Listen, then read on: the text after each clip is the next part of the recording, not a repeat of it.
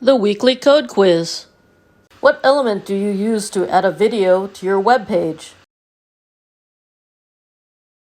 Video. What attribute indicates the location of the video to be loaded?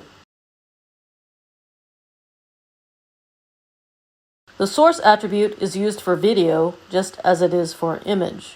What if the browser is unable to support the display of the video file format?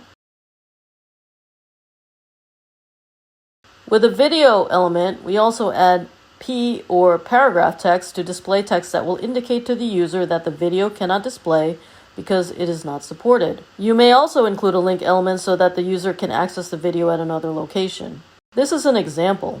Video opening tag, source attribute, equals assets/video/samplevid.webm. P opening tag. Your browser doesn't support the display of HTML5 video.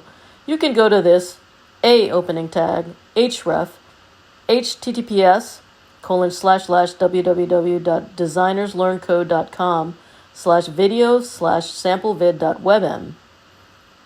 Link. A closing tag, instead, P closing tag, video closing tag.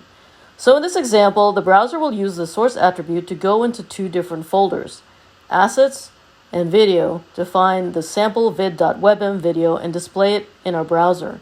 If, for whatever reason, the browser doesn't support WebM files, then instead the paragraph text will display that says, quote unquote, your browser doesn't support the display of HTML5 video. You can go to this link instead. And the link text will connect to the browser page at https://www.designerslearncode.com/videos/samplevid.webm and display the video over there. Presented by Designers Learn Code.